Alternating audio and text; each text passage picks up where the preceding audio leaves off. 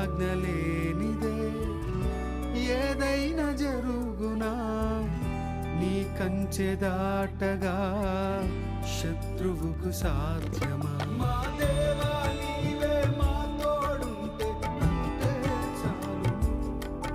అపవాది తలచిన కీడులన్నీ మేలైపోవును. మా దేవా నీవే మా తోడుంటే అంతే చాలు. అపవాది తలచిన